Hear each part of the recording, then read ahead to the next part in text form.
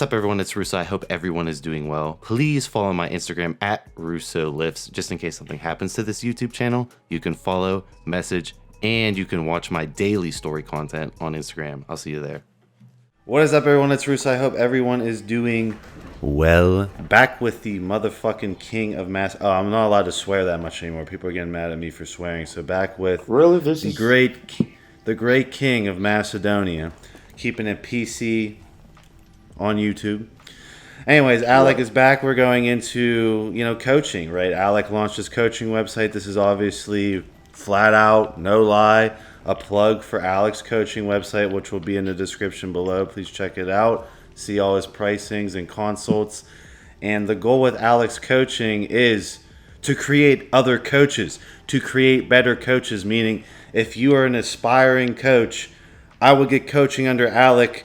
I would milk all the information out of Alec and then do my own coaching website and multiply my money if my passion is in bodybuilding. But today we're going to be going into common mistakes, just horror stories we've seen with, enhanced bodybuilding coaches, right? There's a bunch of them. There's like the high-end ones that ignore you. They give you no attention. There's the low-end ones that, they just juice you up like a gorilla. They compete you in the show super juiced up. They don't monitor any of your health. They don't help you get off. They don't help you progress after they juice you up at the start. I just want to let Alec weigh in because normally people find Alec after a coach already fucked up, their body, right? They find Alec, and Alec is sitting there spending all his time fixing what another person should have never started. Right. So the first and foremost and most important thing that coaches fuck up. Sorry, I'm a curse. So if you get let's drop a couple fucking F-bombs because I just made fun of that because Russo, please don't swear. Like, this is the unfiltered, blunt bodybuilding channel, right? Yeah. I'm talking about my fucking penis every other video. Like, this ain't no fucking Nickelodeon style. Do you know what Nickelodeon is? Yeah. Oh, okay. Okay, there we go. There's some U.S. culture in Alec's brain. And look at what happened with even with Nickelodeon, the biggest stars end up, Jake Paul and other people like that. So it pays off. So point being is that the most common mistake I see is coaches do not ask questions. I was about to say the right questions, but they don't even ask questions in general, and that's the biggest problem when it comes to the whole industry in bodybuilding. Because the more questions you ask and the more data you have to start with at a baseline fundamental level, the more likelihood it is for you to predict certain outcomes and prevent negative side effects, and that basically is the crucial building block for designing a protocol for somebody. So quite often we see people just if something worked for somebody else, either their anecdotal experience or for another client, they just copy paste what they told them. And the biggest problem is that we need to ask the client questions regarding what are their short-term and long-term goals. Somebody may want to just do one show and then have like a model tier physique and work on social media.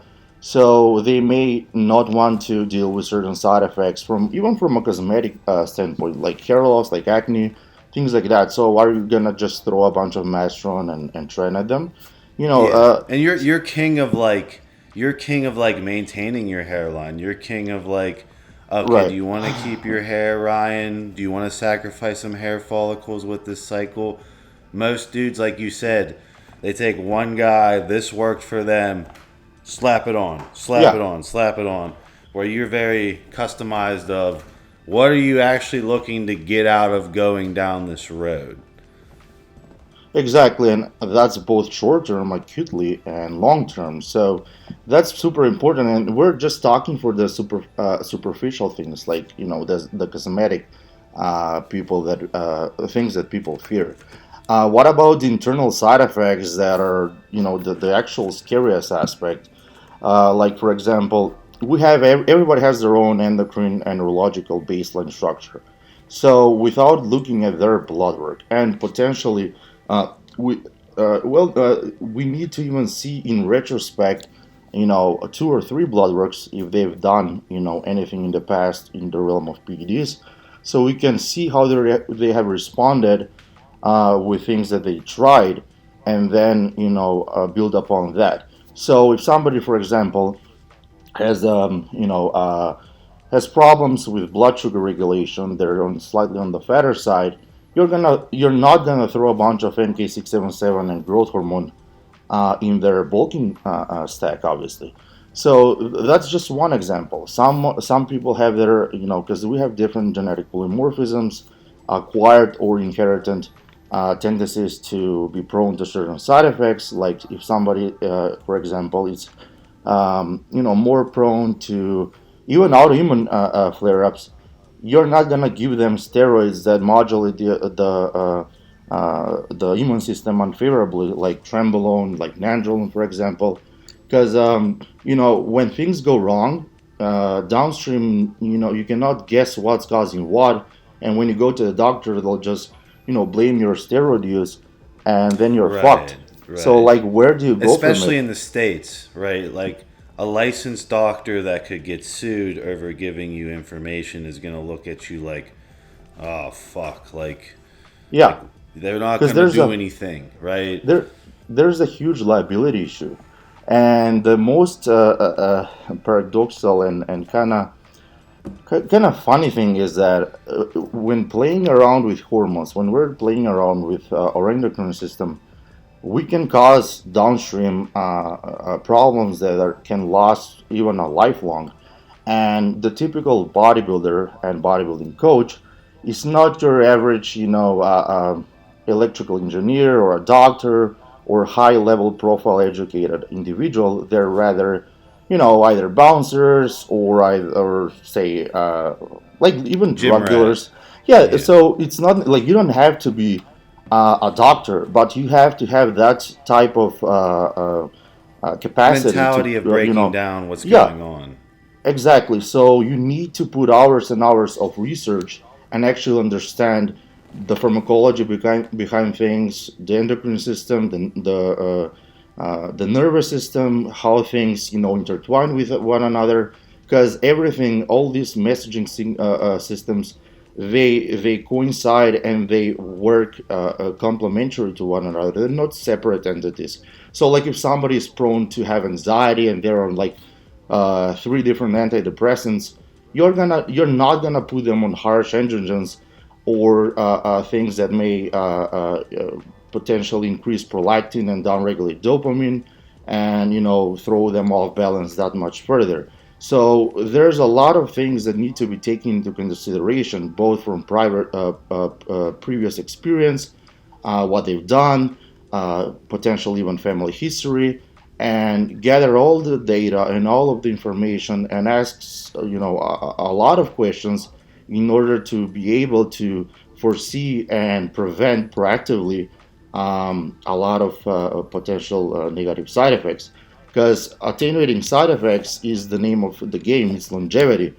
If you screw yourself up within the first 1 to 5 years, then you're just gonna end up being broken down, and you'll just post pictures from 2001, and then try to leech off of what you've done in the past, where now you look like shit and you're sick and you're all fucked up, which unfortunately we do see quite often in this industry.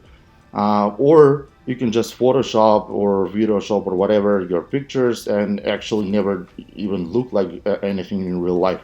We also see that quite often. So these are the biggest problems: is lack of curiosity, lack of patience, and lack of investing into the client, and also in themselves. Because the more knowledge you gather and the more competent you are, uh, the more likelihood you have to not fuck up and basically not have somebody's health, on your consciousness if you Alec. screw that up. Yeah.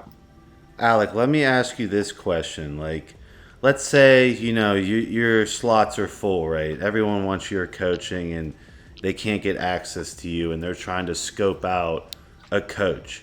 What questions should they drill them with this said coach right off the bat to determine if they become a client of them or not? So you're asking me what type of questions they should expect from the coach to ask them? Yeah, like Uh, I know, like the two coaches I picked Steve, I picked mm-hmm. you, right? I Right. know that if I sit there and drill you both on pharmacology, you're instantly going to give me an answer. You're instantly going to be able to teach me and explain to me what questions should they ask right off the bat for someone that they're going to put in charge of their health when it comes to obviously fucking up their health for a cosmetic Right. look. So they What should questions what would you ask? Like if you were back at like 15, 16-year-old Alec, you didn't have the brain you have now, and you're wanting to get coached, but you still were like, you're learning, you wanted to become the mastermind. What questions are you asking to sign up with someone? So basically, I wouldn't be asking the questions, rather look for the questions to be asked by the coach that I have in mind. If they don't ask for my both short-term and long-term goals, my previous history, whether I've done anything or not, a comprehensive blood work essay, since we're talking about PEDs, so sex hormones, liver function, kidney function, the hematology profile and whatnot. Potentially, previous, family histories for certain diseases, and things along those lines. So basically, I'm actually looking for somebody that treats me as a patient, and he's the doctor. So we're looking at a more comprehensive overview of the patient's history and data, and then design a plan based off of what we have given them. And I want realness. So if my goals are superficial or just bluntly impossible, and I would actually deliberately throw some things that are quite unreasonable, like for example I want to be a pro within a year or something like that, just to fuck with them, just to see their response. So like I want to see realness. Yes, I want to see yes. them actually saying, listen kid, there's no fucking way you can even know whether you're up to par to this. For all you know, your lifestyle, your choices and your genetics may just be subpar, and you're not based for the sport at that degree and that level. So I want to gauge your bluntness and realness. So, and that can be sensed only by organic conversation and asking a lot of questions. So it's more so in these situations, I'm expecting from them to ask the questions that and basically make me talk and give as much information about myself as possible. If they don't give a shit and they're like, sure, sure, right, okay, pay me, and I'll send you your diet or training or drug protocol, then obviously that's not it. So it's more so seeing how involved they are with me without me, instigating or trying to push a certain narrative. Okay, well, let me line you up with this question then. So, you are obviously valuing, like, the coach putting in, like, the vicious 1v1 time with you, obviously giving a Right. fuck about you. Most dudes fall down the trap of, they see on Instagram, hey, this person placed in this show, this person's doing this coach. They fall down the trap of already signing up with, the hot coach that's, Right. the pro creator at the time, and they get into this predicament of, there's not very much 1v1.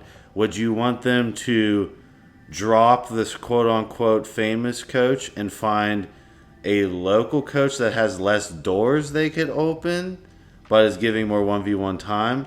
Or would you rather have them like sit down with that said coach and be like, I don't feel like you're giving me the attention I need, and try and like bully your way up the hierarchy?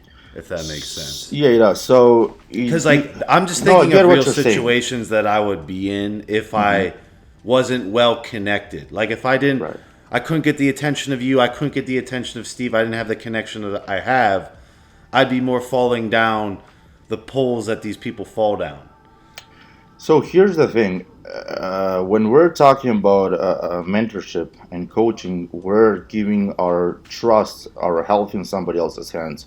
So if I want somebody to push me in regards to making me famous in the industry, getting me followers and shit like that, then I'm not paying for a coach. I'm more so paying for a PR, basically a PR move.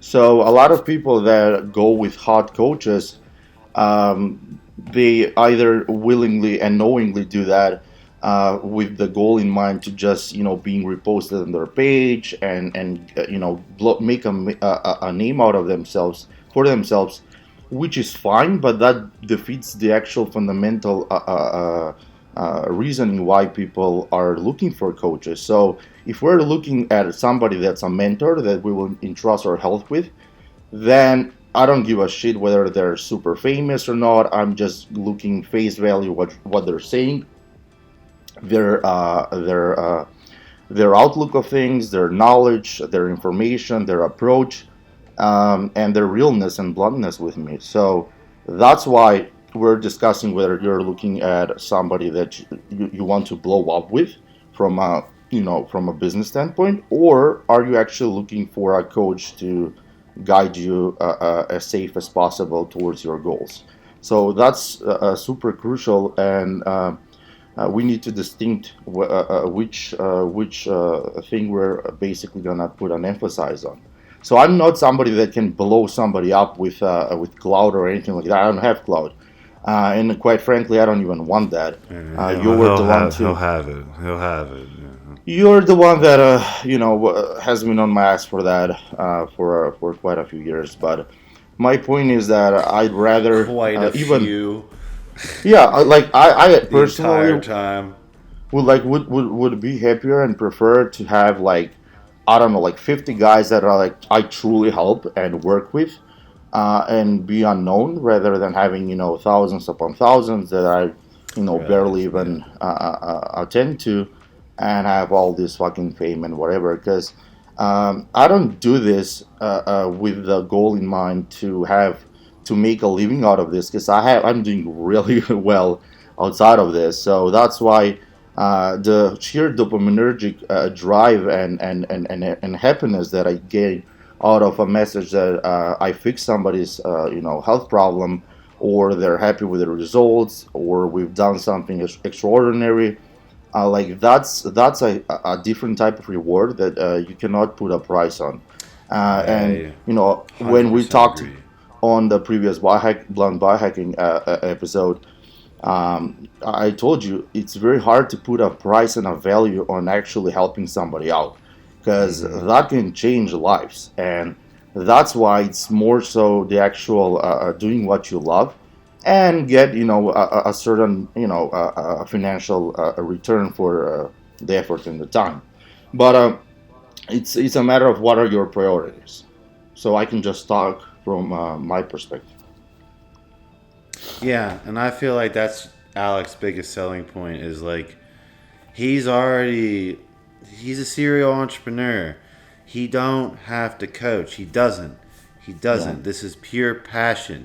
And you can always scope someone out if they're about that money bag, if they're hustling you for a money bag, walk away, right? Yeah. The person should not be obsessed off of upselling you the training, then upselling you the steroid plug that only he has, then upselling you the supplement discounts right off the bat.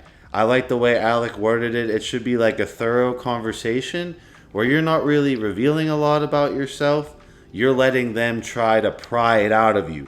Do you care about me? Are you trying to get the full picture before you sell me your said services? Is all this shit going to happen? Or do I have to deliver it to you like a peasant? No. You're hiring them for a service. They should be collecting all the little tokens about you. You shouldn't be having to spoon feed them. That should be their passion, right? When I talk to Alec, he's asking for all these variables. He's trying to get a full picture. It's not like he checks in. He's like, bro, did you pay me? All right, you following the plan? All right, you look decent. It's not like that. And that's how a lot of coaches are, sadly. That is literally how a lot of coaches are. Yeah, for sure. And listen, the matter of asking questions, if I know what I'm supposed to tell you, like I'll just explain and give you a whole comprehensive overview of what I've done since the 8th grade. But how you truly gauge how somebody, how knowledgeable they are, is letting them ask the questions. Because if they don't know whether it's relevant, whether you're on blood pressure medications or a statin or something that interacts with a certain enzyme that may alter the pharmacokinetics of a certain drug, then they don't know what will happen when they give you that drug. So they have to foresee and basically look at the bigger picture from every angle, from a neurological, from an endocrine aspect. And this is so interesting because like even doctors, they specialize in certain fields, in certain areas. You have your cardiologist, your nephrologist, an endocrine doctor, a urologist, whatever. And in these situations, we're screwing with all of those systems. We're directly impacting our genetics, our immune system. We're modulating our immune system. We're directly altering how our body works on a fundamental level. And you have to be a bigger doctor than actual doctors. Like you have to be like an internist that specializes in endocrinology, in pharmacology, in all of the relevant things, so you can basically pinpoint what's going on. And that's why a solid education level is required. And I'm not talking about a formal education, because if you spend, like, let's say 3 to 4 hours per day doing research on the said relevant topics, you're basically gathering information, is just as much information as somebody in med school. It's a matter of taking accountability and putting yourself through the whole process, and also doing it yourself, which is also super important, because you have a lot of people that are in today's day and age, they don't even lift or do anything. They basically just read up, abstracts and studies, and they just formulate a concept for a video that they just shoot once a week, and they're supposedly a guru, where in fact they're just businessmen that have hacked the current market and the current thing of interest. And we see it quite often. YouTubers, they have their accounts, they don't look like they've lifted a day in their life or had a client or anything like that, and they just based their whole persona and their integrity based off of a few red studies that they've learned. So that's why I pretty much I really like Steve. I'm bringing him up because he has that sweet spot where like he's doing it. He's walked the walk. Yeah, OG style, going through, vigorous, no pun intended, training methods, being meticulous with diet, doing everything for years and years. So being in the old school bodybuilding era, plus mixing it with today's, more harm mitigation and so forth. And quite frankly, I find myself in the same kind of group, even though I'm significantly younger. Because I've been doing this since like 14, so that's like 11 years, and I basically did my fair bit of research on a daily basis for hours upon hours per day. So if I summarize the amount of effort that I've put into gathering information, both through reading online, reading anecdotes, clients, and so forth, I have a very high.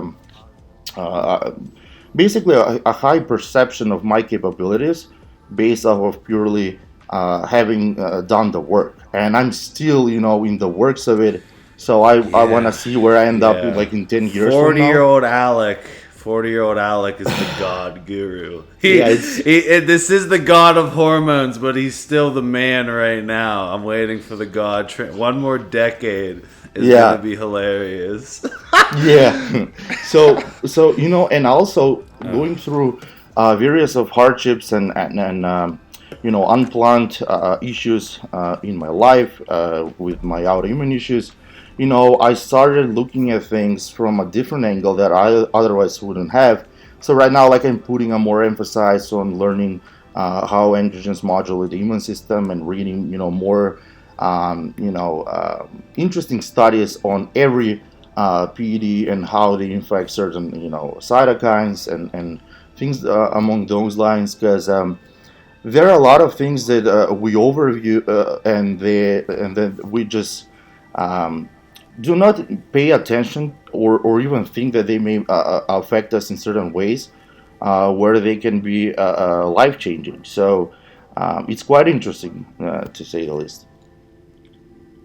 Awesome. Well, I think there's a lot of insight in this video. I'm going to wrap it up, but basically to wrap it up, right, Alex's slots are still open in online coaching. He's never going to plug his shit. I obviously chose him out of all the selection of coaches. I have a ton of people in my Instagram DM box who got blue check marks, who wanted to coach me, had the fancy team, blah, blah, blah. I 100% think this duo works much better. I get the best amount of 1v1 attention. And Alec is the unknown GOAT, right? And 3 years, 4 years when Alec is at the top and I'm just cackling my ass off as the nerd who created the monster, I'll be laughing to the fucking bank. But I think Alec had a lot of good points on you should be seeing this person try to pry the information out of you. If they're not willing to do that, that's not your person. I'll see you guys in my next video.